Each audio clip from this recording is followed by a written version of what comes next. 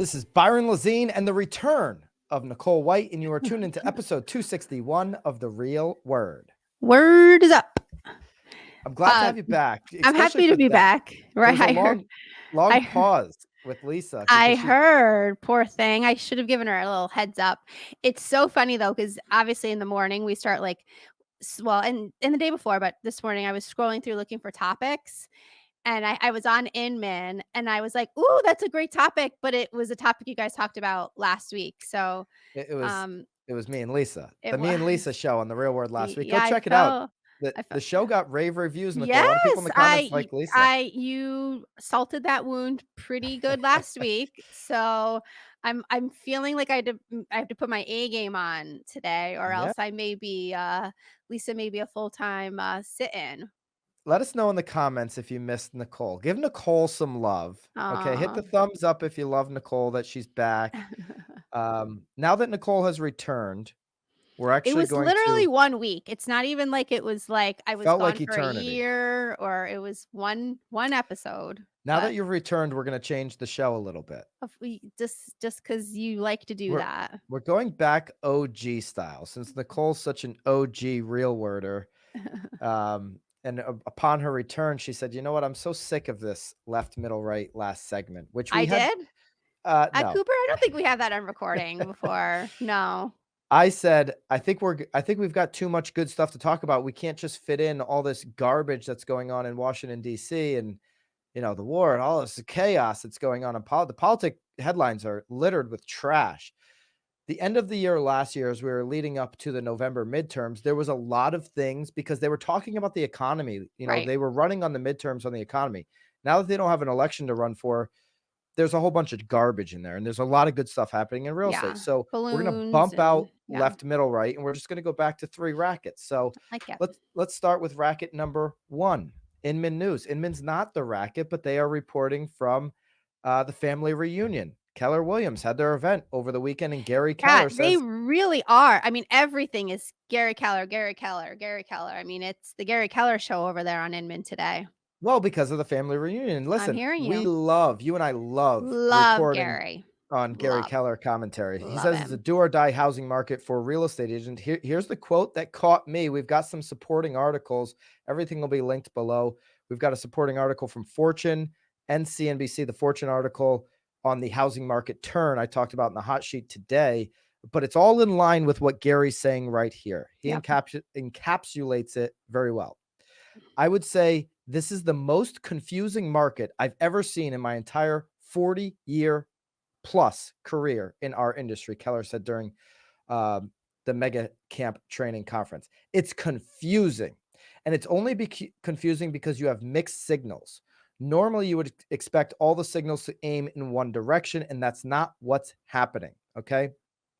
With all of these market factors lingering right now, he's saying right now he's got even a better read than he had when he made those comments, which were at the end of the year. He truly believes that 2023 will be a really tough year. It will be very hard, he said on Sunday. And if you don't work hard to match the hard, your year is gonna suck. It will. I said it yesterday, and I've been through this 7 times, he added. Think about that.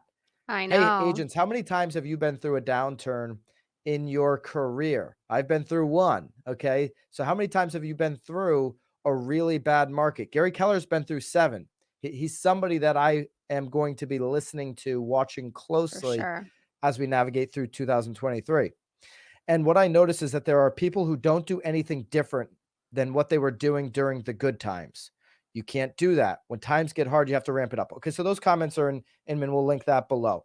Off of that, CNBC put out a piece this weekend. Seems like CNBC always puts out their housing stuff over the weekend. They're just trying, I think it's like filler content for them, Nicole. Like they're getting homeowners at home and they're just dropping these housing headlines. It's a volatile housing market. Here's how to know when the bottom is in, CNBC. Okay, so what Gary said, it's like there's all this conflicting data, Nicole, and there's a lot of agents right now that are just like in spring market fever. Oh my gosh, there's a lot of activity. January 1, the light switch went off, but there's so much confusing data out there.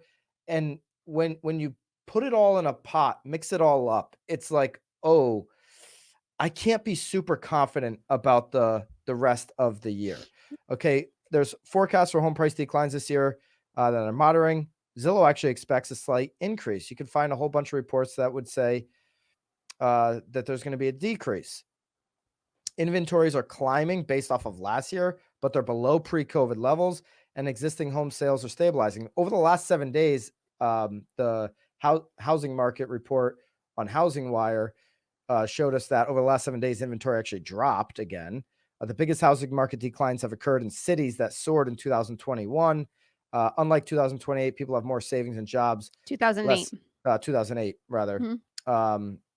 With 85% homeowners under a 5% rate. Okay, so that's going to hold up inventory. Fortune piece, and then we're going to go to you, Nicole, and your thoughts here. Uh-oh. Says we're passing through a home price correction. In January 2023, 40% of the nation's 200 largest housing markets registered a month-over-month decline in home prices. Okay, so these are the major housing markets.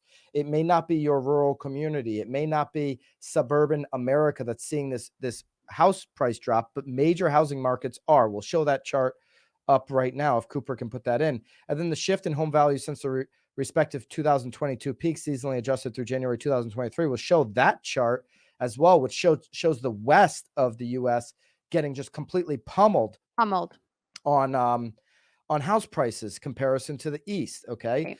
And comparison to the southeast. Yeah. So I think the article said Texas, right? Texas a little bit west too.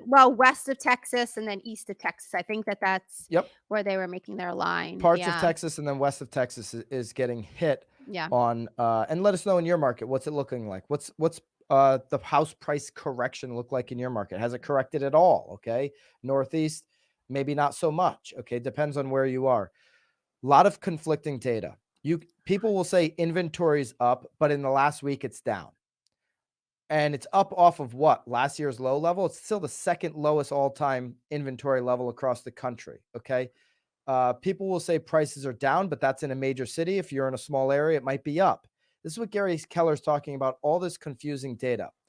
What I do know, Nicole, is there's going to be pain as we get up over 7% interest rate. And by the time this episode premieres today, we may be up over a 7% interest rate with where the 10-year is as we're recording this right now.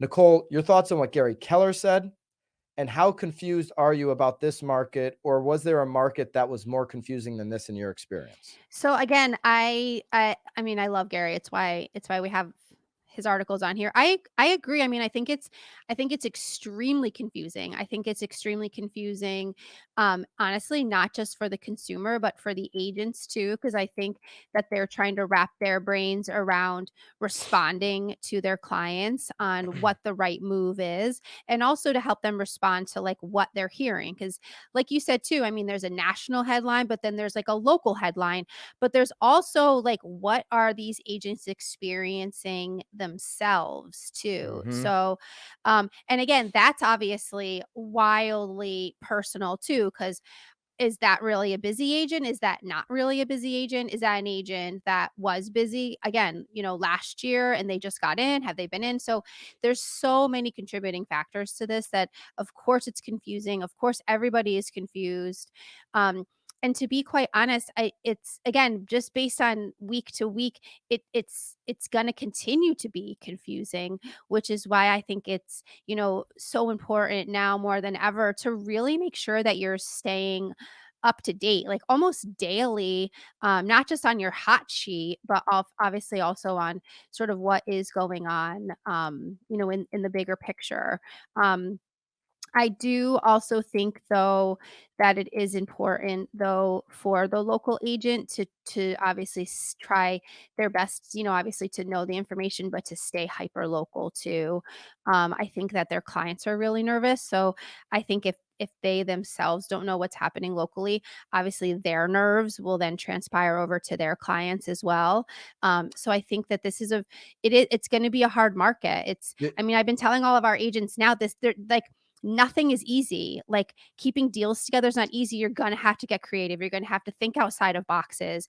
Your sellers are gonna have to think outside of boxes. Your buyers are gonna have to think outside of boxes. So, like, this is the test. This is what we got in for, to help people. This is the true test. What Gary Keller said, you have to match hard with hard. You So you got to have put in the to. hard work for the hard market.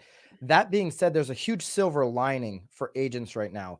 Gary Keller said, you hear the, oh my gosh, the sky's falling, the sky's falling. No, look up. You're most likely going to be in the neighborhood of the third greatest year in the history of real estate in terms of total volume. Because of where prices are at, transactions are dropping, but we get paid on percentage of volume, right? Right. So as long as you're doing transactions, you're going to have a good year. The good agents aren't going to have the pain and the fear of this market.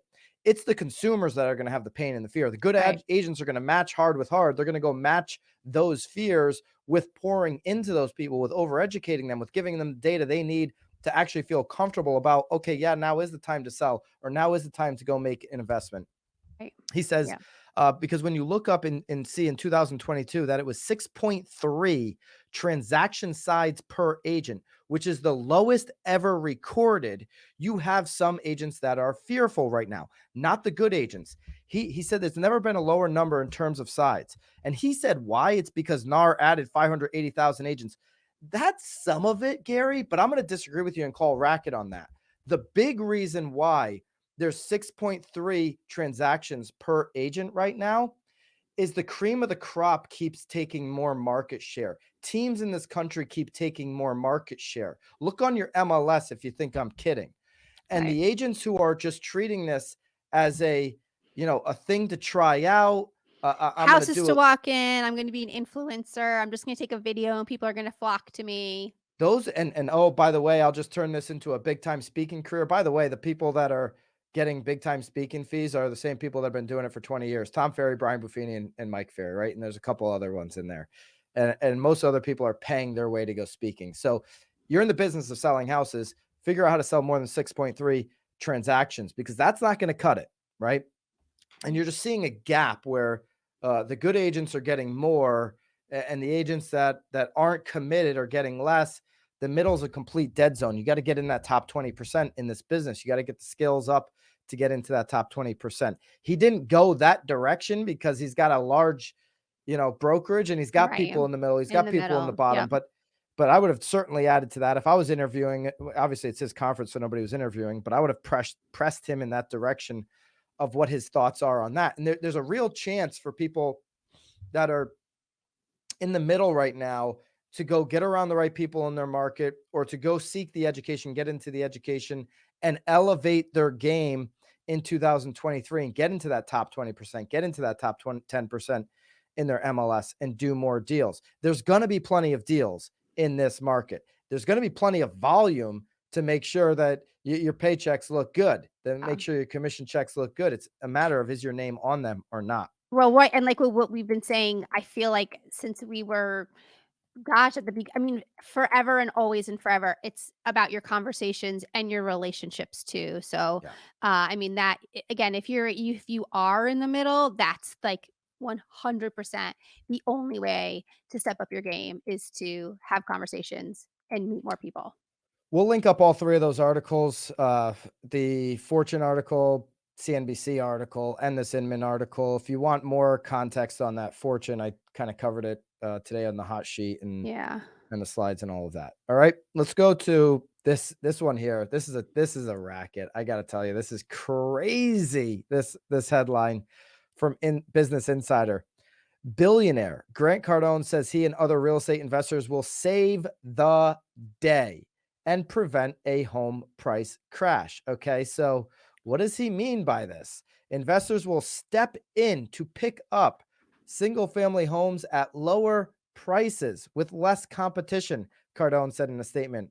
That being said, there will be no housing crash because we're here to save the day. Save the GC, day. 10x it. Investors like myself will save the day and step in and buy the homes. Wow. Okay. So there's also a report today from CNBC. Wall Street has purchased hundreds of thousands of single family homes since the Great Recession. Here's what that means for rental prices. Okay, forget about what it means for rental prices. I want to go right to what they said um, could happen by 2030. Institutional investors may control 40% of US single family rental homes by 2030, according to MetLife Investment Management.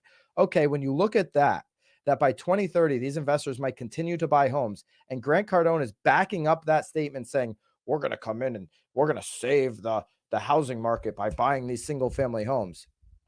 Does investors buying up single family homes save the housing market, Nicole? Or is this a complete racket?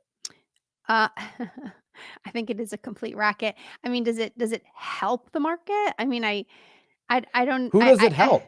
Does it I help that one particular seller? well, For I sure. mean, for sure it helps that one particular I mean, obviously it helps the investment group that's buying them.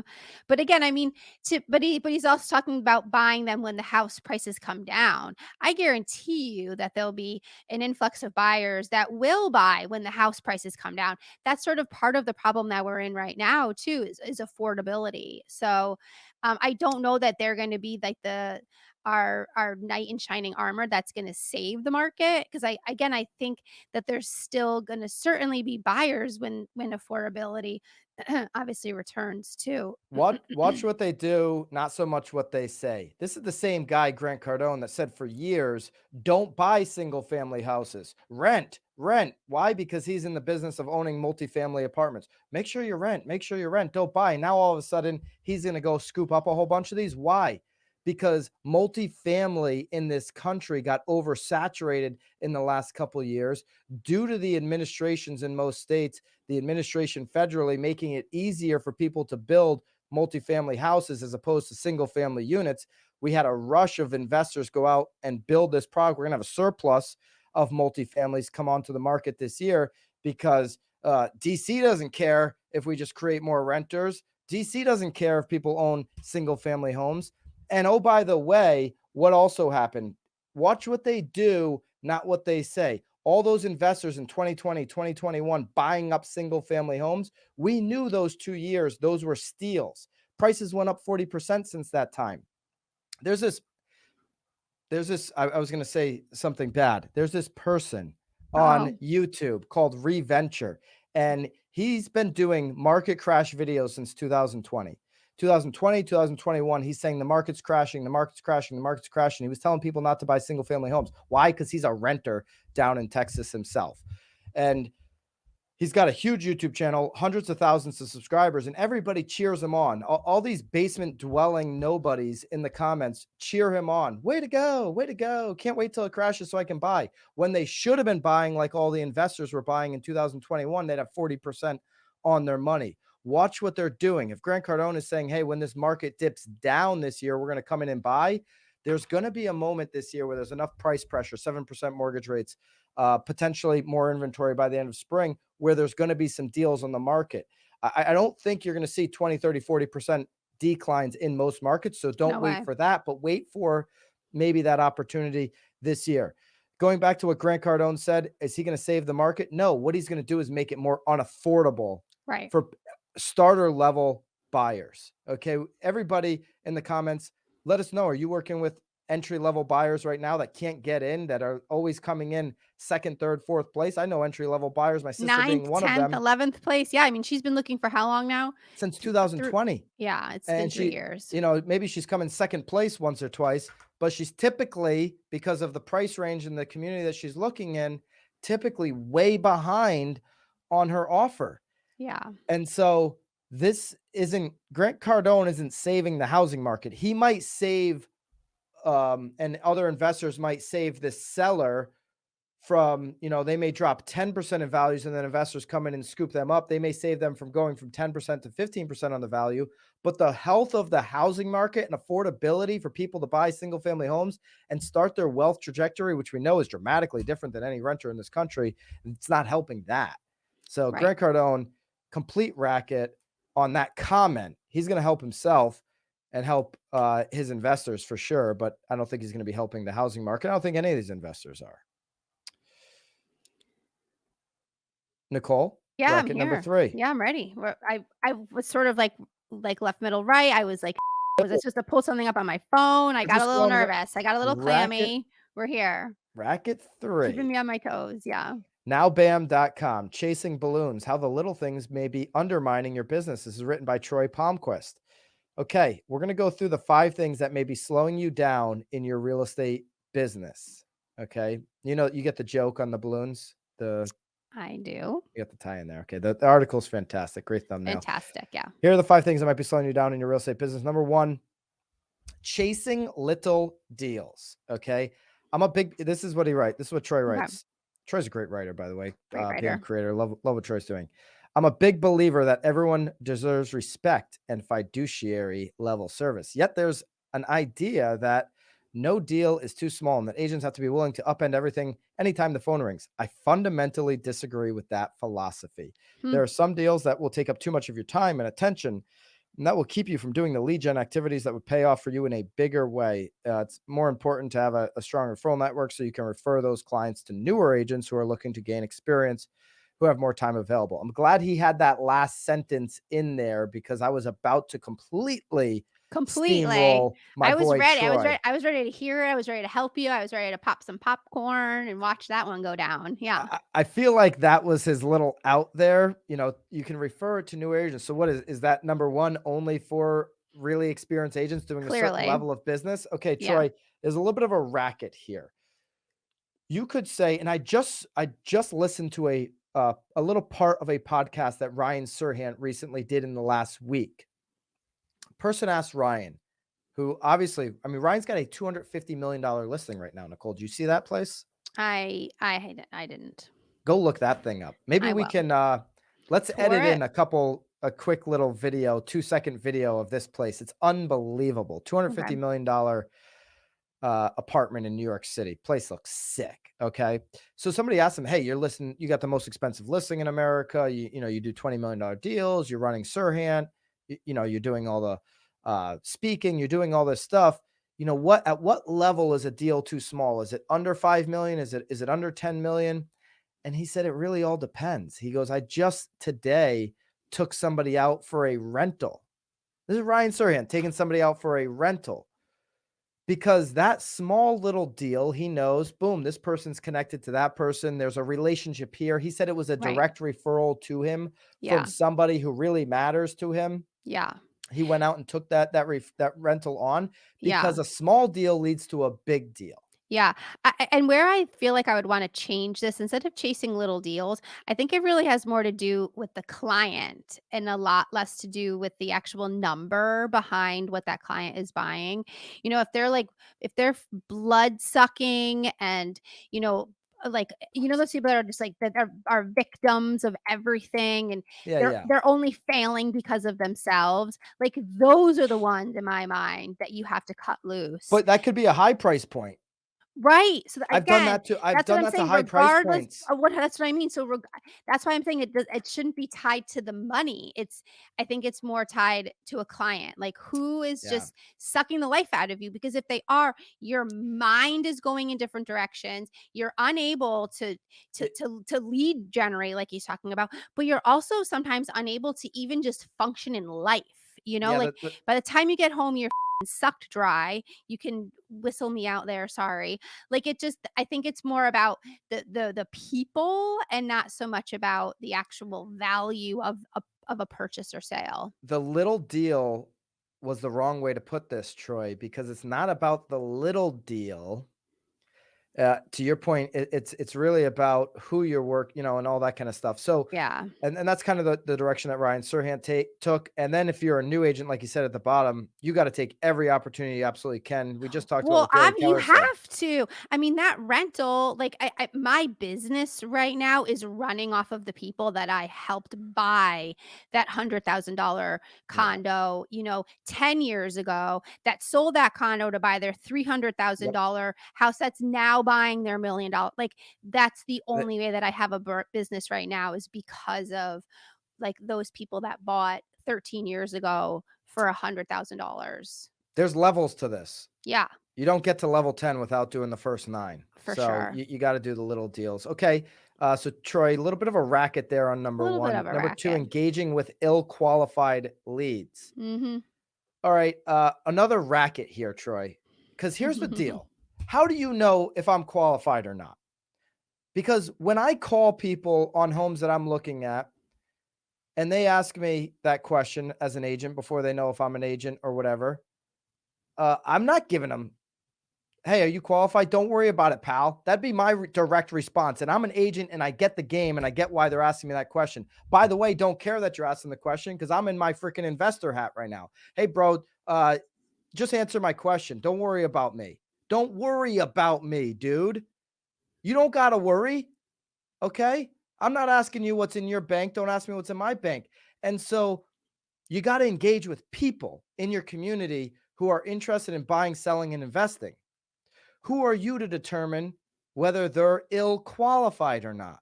Now, Yeah. once you have a working relationship, then you start to go down that journey on either helping them get their qualification or confirming where their qualifications are. But when you confront it up front, try Yeah. to vet me out, dude, I'm not talking to you again. Yeah, no, but I do agree with you there.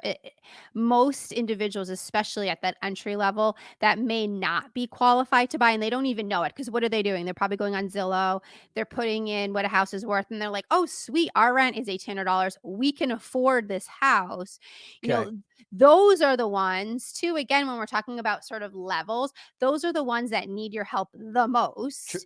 And now they're in your pipeline for maybe 8 months from now, maybe 18 months from now, because you've guided them in the proper direction where now you've actually built a business in 2024 instead of just now here in 20. I mean, what do we say like 5 weeks ago? You're like, build a business, not a year. I mean, that's at the end of the day exactly what these ill qualified buyers are how they're a part of your business is by setting them up, providing them a service, helping them get to the spot that they then can buy in a year and a half. And of course, they're going to then come back to you because you helped them instead of being the guy that you're talking about. You kind of like, did you like that was like an accent? Like, did you come back to something? Like, dude, don't worry about my pockets. Like, is Dude, that don't worry about me, bro. Just don't yeah? That worry about me. is that what we say, bro? That's Bro. like two mansplainers going at each other, Yeah. right?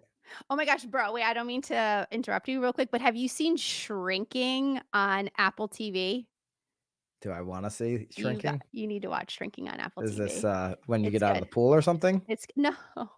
Really? That's sorry, I'm No, it's messing about with a you. shrink, like he's a shrink, Oh, gotcha. shrinking. Okay. Oh lord, I'm sorry, I Yeah. should not have. All Anyway, right. number 3. Well, let's see. I just want to one more thing. Troy Yeah, wrote here. You don't owe your time to everyone who has a passing notion to look at houses. That's what open houses are for. You know, Zillow has the best model. You give everybody a freebie. You create the relationship. Guess what? The minute you got your real estate license, you signed up to be in the service industry. So do some service before you start go poking service at people. for sure. Number 3, not running your business like a business. I can Mhm. fully agree with Yep. Troy here. Okay. Yes. You're in the business. I'd argue the minute you got your real estate license, you're not only in the sales business, you're not only in the marketing business, you're in the media business. Okay. So you got a lot of hats to wear. You better have the right partners. You better have the right relationships. You better be set up the right way because in 12 months, if you made a whole bunch of deals, you're going to have a whole bunch of taxes to pay. You got to be set up the Whole right bunch way. of taxes. Yeah. Number 4, getting caught up in petty squabbles. Let's do it.